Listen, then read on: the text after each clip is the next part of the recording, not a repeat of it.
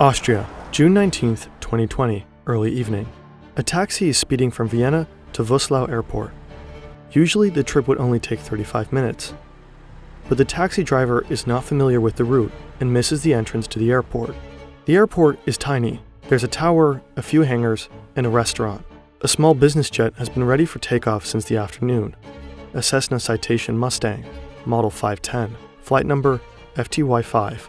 The only thing missing is the passenger. The taxi finally gets there at 7:45 p.m. The two pilots are waiting just off the tarmac. Out of the car steps a well-dressed gentleman. Light blue jeans, white shirt, black leather jacket, and black sneakers. He pays for the flight in cash, €7,920, no receipt. At 8:03 p.m. precisely, the plane takes off. Said passenger is a man of many faces, even more fake passports and close ties to foreign intelligence agencies. He is involved in countless shady deals, loves to play spy and agent, and indulges in a lavish lifestyle. He's also the key figure in the largest economic scandal in German history, and he has been on the run since that very evening at Woslau Airport. Jan Marsalek. Jan Marsalek. Jan Marsalek. He's missing. He was accused of fraud. Vanished without a trace. Marsalek is wanted by German authorities and is believed to have fled to Russia. So there's a massive fraud, and Jan Marsalek was involved in that. What do we know of Marsalek's whereabouts?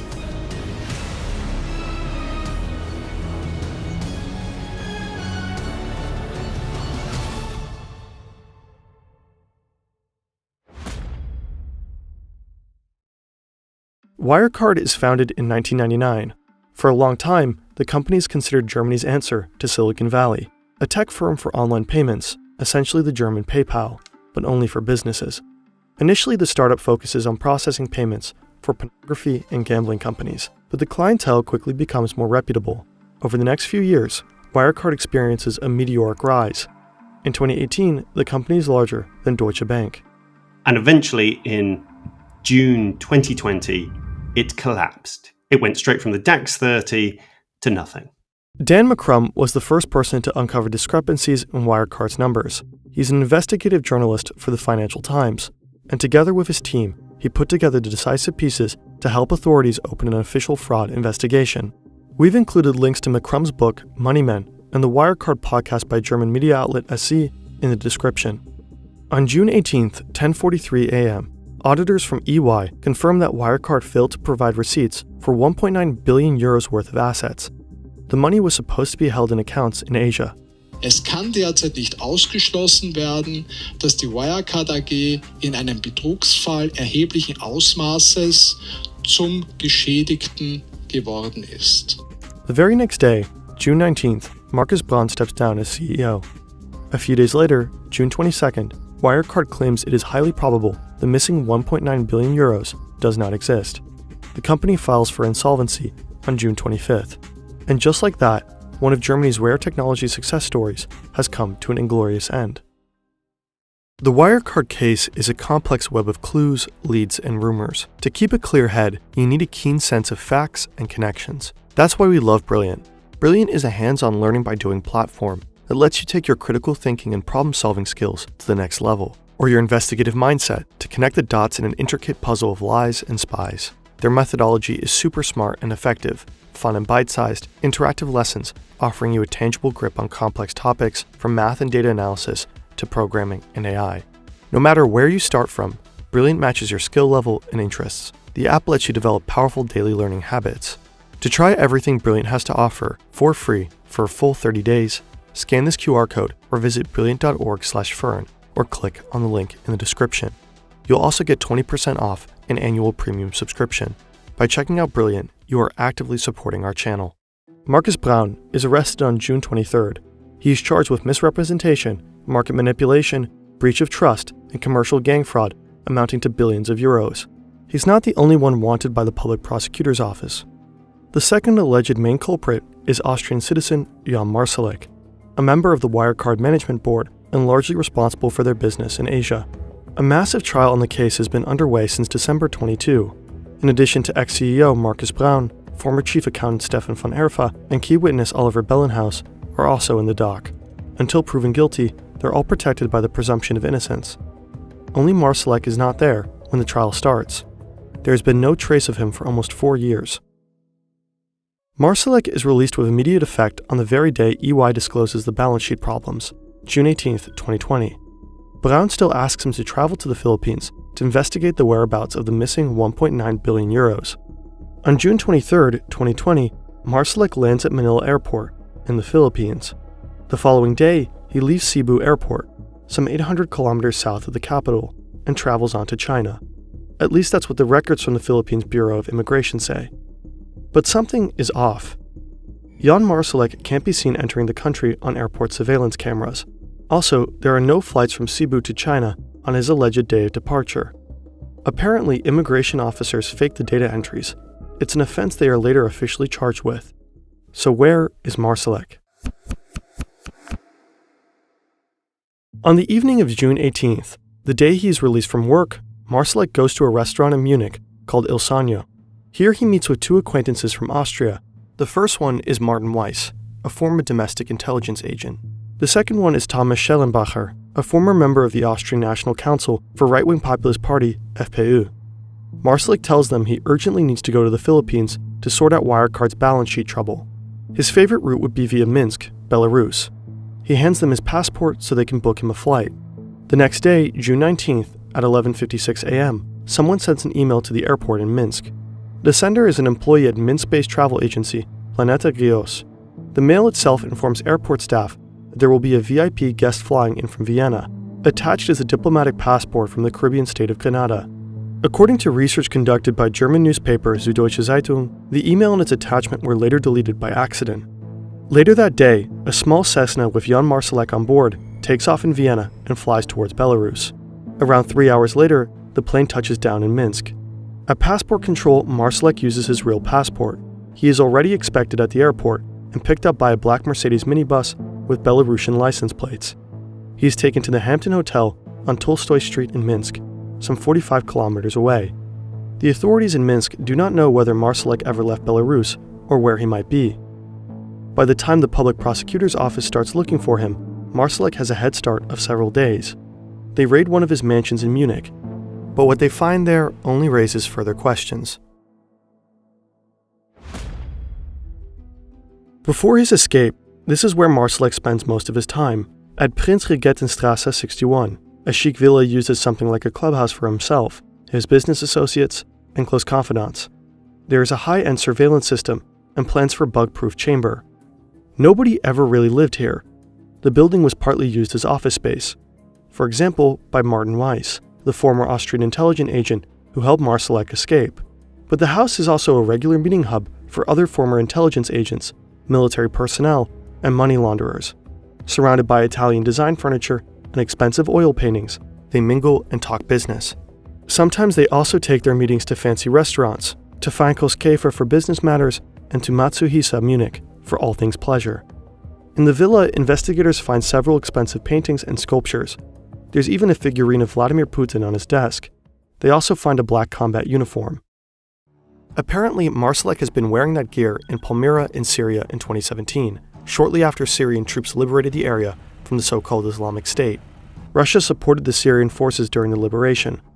Looks like Marsalek wanted to experience something that normal people don't, venturing to an active war zone just for the sake of it. When he gets there, he's showing the Russian troops the gear he's brought with him. He's got like this super Kevlar helmet, some sort of jacket which has a bulletproof vest built into it. And the troops say to him, "Yeah, this is some really nice stuff you've got here. But if you go for a stroll out there wearing this, every sniper in the area is going to think you're the #1 VIP and they're going to shoot you dead." So he leaves it all in the hotel. And so there's this little bit of this, in English we say, all the gear and no idea. Somehow none of this really fits the image of a top-level board manager in Germany. And what's this villa all about? Why was it frequented by so many suspicious people? Investigators start to realize that the search for Marsalek will be much more challenging than they initially thought. They are dealing with a man who is ready to vanish into thin air at any time. Marsalek is alleged to have had connections to various intelligence agencies. Acquaintances says he liked to surround himself with active and former agents and spies. He himself seems to have been something of an amateur informant. Apparently, according to the Financial Times, Marsalek bragged to business partners that he had the plans for Russian nerve agent Novichok. That's the neurotoxin used in the attacks on Russian dissidents Sergei Skripal and Alexei Navalny. There are also leaked chat messages of him bragging about his contacts with the American CIA and the Israeli Mossad. Several leaked text messages suggest that he worked as an undercover informant for Austrian right-wing populist party, FPÖ. There are hints that Marsalek also worked as an informant for the Austrian Domestic Intelligence Agency under Martin Weiss. The Financial Times reported that he was planning to recruit his own squad of mercenary soldiers in Libya. The Austrian Ministry of Defense has in part confirmed this. Marsalek had already been using numerous aliases during his time at Wirecard. He logged into video calls as John Smith. During his escape, he texted confidants as Richard Dabrowski and Karim Ghasmi. But Marsalek has many other identities. These two pictures have been issued by the German Federal Criminal Police Office, BKA, Europol, and Interpol to track him down. I've actually got his poster behind me. There's the wanted poster, which I think you can still see on train stations and the like in Germany. But do you know about this one, or this one? Jan Marsalek has passports for many of his fake identities. He is said to have left Belarus under the name Max Maurer when he made his escape. I think 7 was the number that I heard, as well as having a diplomatic passport, potentially from a country in the Caribbean. And that kind of fits with the picture of him as well. You know, he was comfortably multilingual. Went to the French school in Vienna, had a Czech father, spoke English perfectly. Marsalek has been traveling quite a lot with his passports since 2010. He repeatedly traveled to Singapore and Dubai, where Wirecard had branch offices. He has also been to Budapest, Paris, Vienna, London, Mumbai, Nice, and Moscow. Marsalek is believed to have been to Russia over 60 times since 2010. There are some instances where he sort of flies in one day and almost immediately flies out again. So he's clearly meeting people at the airport or close by. And that's a kind of odd thing to do. In September 2020, shortly after his spectacular escape from Germany, Marsalek likely assumed the identity of an Orthodox Russian priest. German and Austrian news outlets later got a hold of this passport copy, issued in the name of Konstantin Byazov. There really is a priest with that same name in the Russian city of Lipetsk, southeast of Moscow. He bears a striking resemblance to the bold and bearded Marsalek. Their dates of birth are only a year apart. Marsalek must have assumed Byazov's identity on paper so he could go underground and travel. In 2022, another document leaked. It shows yet another fake passport, issued in the name of German Bajanov. Both documents offer a new and interesting lead to Marsalek's latest whereabouts and identity.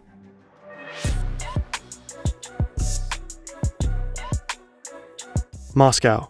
An Audi A8 pulls up.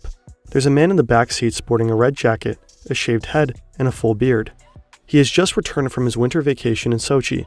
The car is closely followed by a Toyota Land Cruiser, carrying his bodyguards from the Secret Service.